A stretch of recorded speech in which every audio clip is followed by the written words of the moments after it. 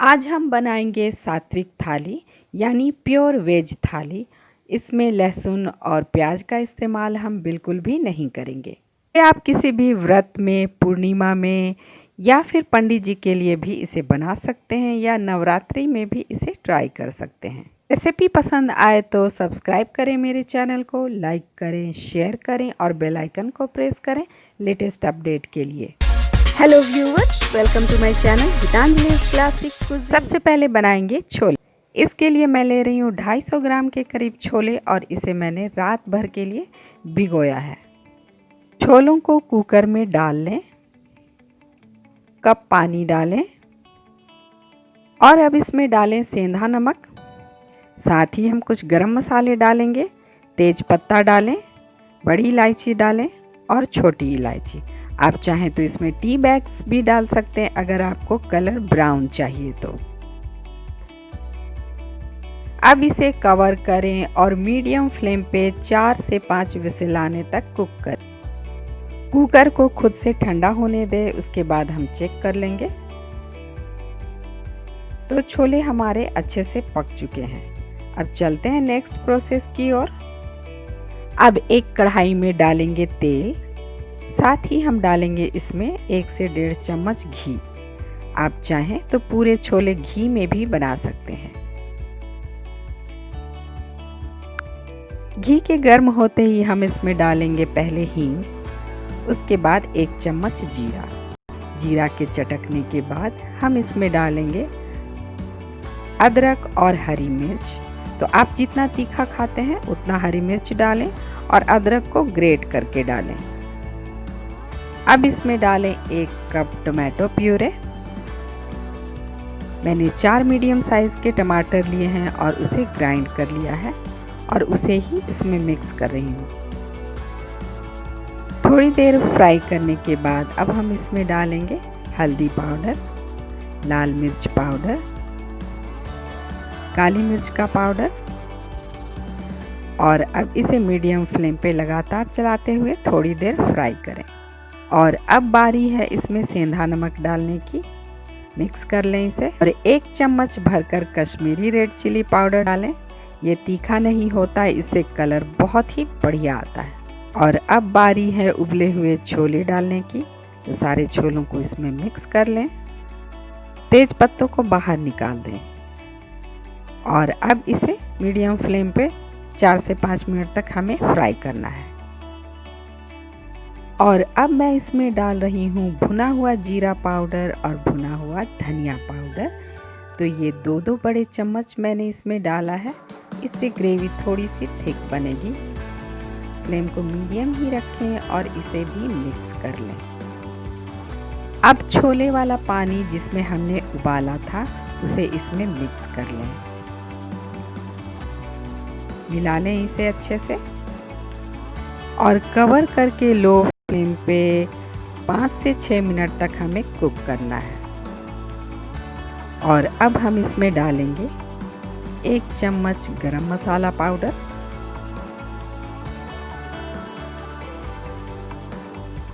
मिला लें इसे और इसे कवर करके लो फ्लेम पर 5 से 6 मिनट तक कुक होने दें।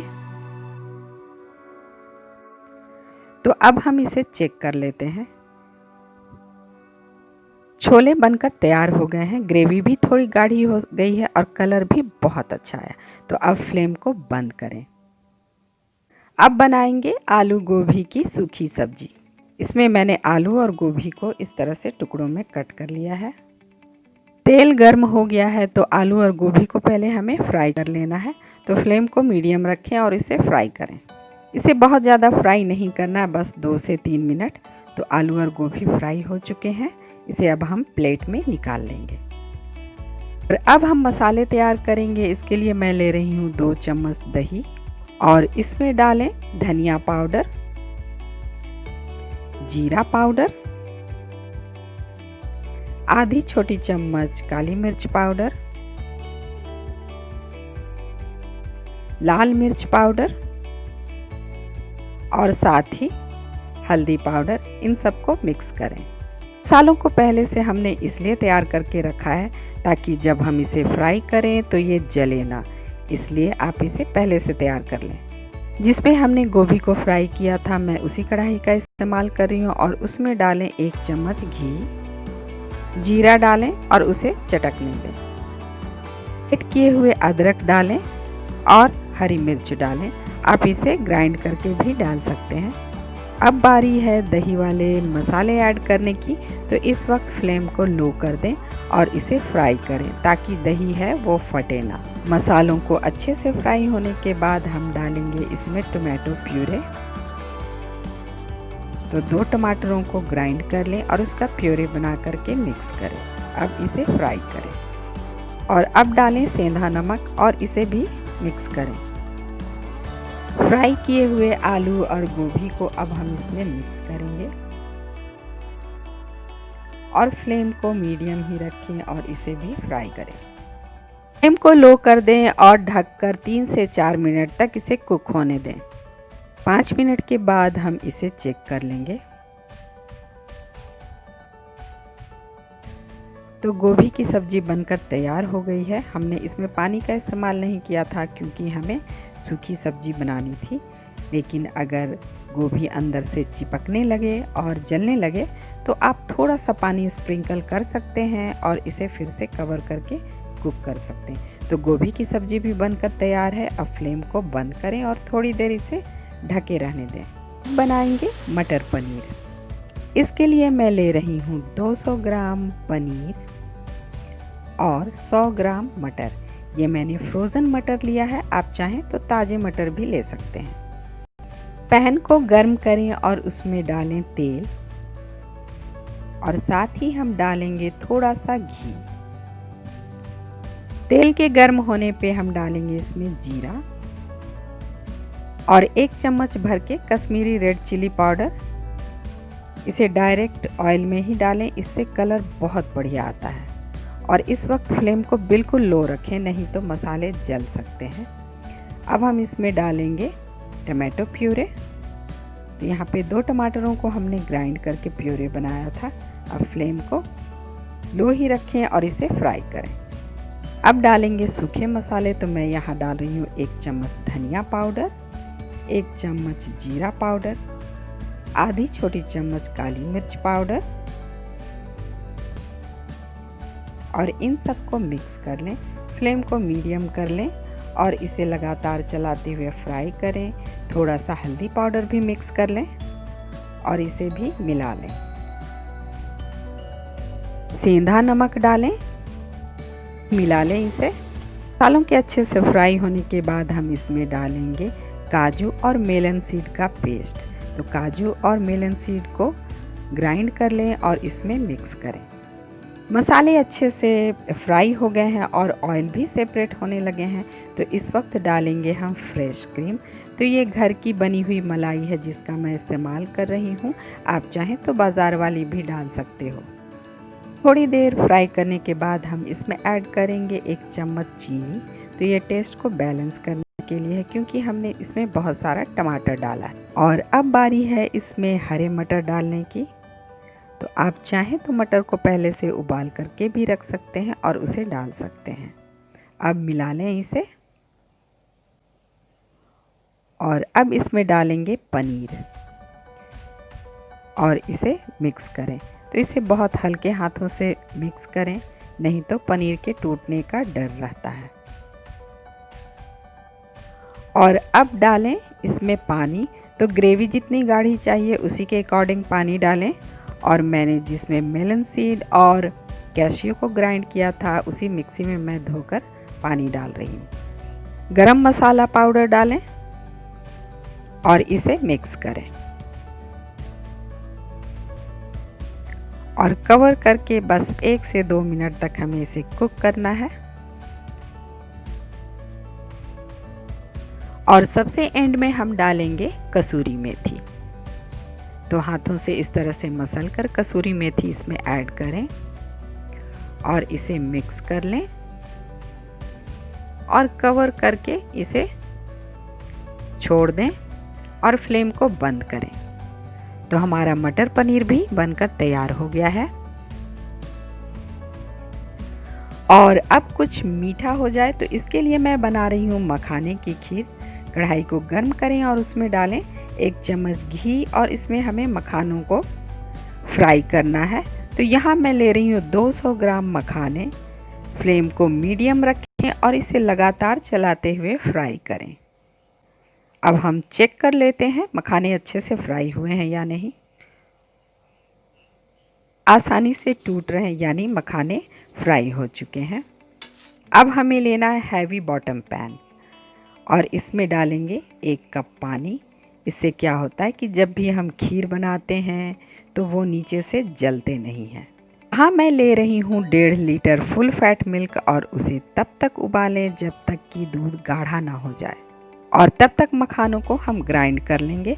तो कुछ मखाने हम अलग रख लेंगे और इन सब मखानों को हमें ग्राइंड करना है। तो हमें दरदरा ग्राइंड करना है, बहुत फाइन पाउडर नहीं बनाना है। तो देखिए इस तरह का पाउडर बनाकर आपको तैयार करना है। दूध भी गाढ़ा हो चुका है।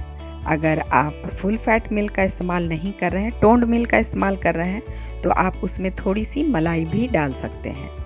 अब इसमें डालेंगे 1 चम्मच इलायची पाउडर और केसर वाला दूध।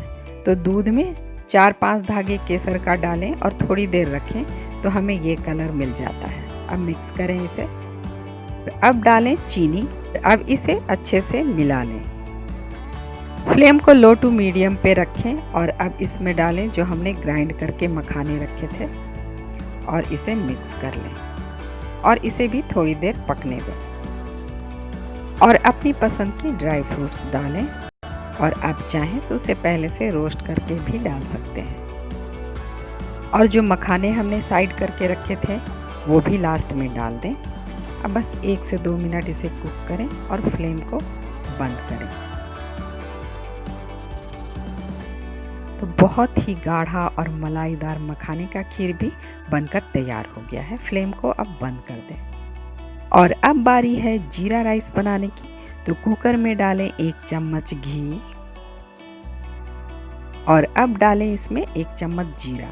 जीरा के चटकने के बाद हम डालेंगे खड़े गरम मसाले।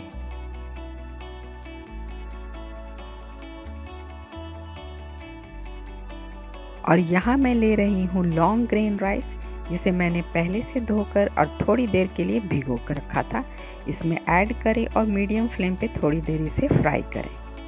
सेंधा नमक डालें इसमें और इसे भी मिक्स कर लें। अब डालें पानी। तो पानी का लेवल इतना होना चाहिए। देखिए मैंने इतना पानी डाला। अब इसे ढककर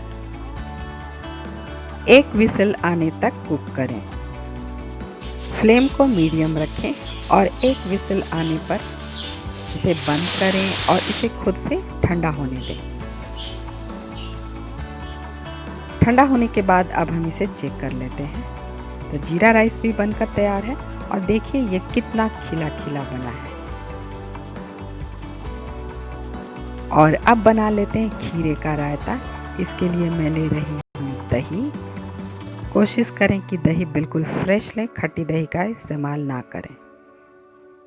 ग्रेट किया हुआ खीरा डालें और अब डालें इसमें सेंधा नमक, काली मिर्च का पाउडर डालें, भुना हुआ जीरा पाउडर डालें और लाल मिर्च पाउडर डालें और इन सारी चीज़ों को मिक्स कर लें। आप चाहें तो चाट मसाला भी डाल सकते हैं अगर आप व्रत में खाते हैं। 3 मिर्च डालें, मिक्स कर लें इसे। तो हमारा रायता भी बनकर तैयार है। और अब झटपट से पूरियाँ बना लेते हैं। तो इसके लिए मैं गेहूं का आटा ले रही हूँ और अब इसे गूंद लें।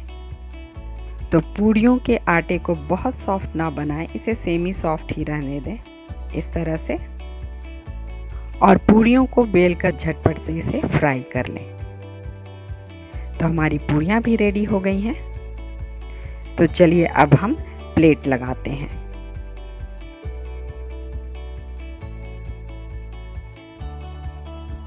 तो हमारी सात्विक थाली बनकर तैयार हो गई है। इसमें मैंने बनाया है आलू गोभी की सूखी सब्जी, मटर पनीर, छोले, खीरे का रायता, मखाने की खीर, जीरा राइस और साथ ही पूरियाँ। इसी तरह की व्रत की थाली मैंने पहले भी तैयार की है और उसका लिंक मैं डिस्क्रिप्शन में दे दूंगी, तो आप उस रेसिपी को भी ज़रूर देखें। इस तरह की ढेरों मज़ेदार रेसिपी देखने के लिए सब्सक्राइब करें मेरे चैनल को, लाइक करें, शेयर करें और बेल आइकन को प्रेस करें लेटेस्ट अपडेट के लिए।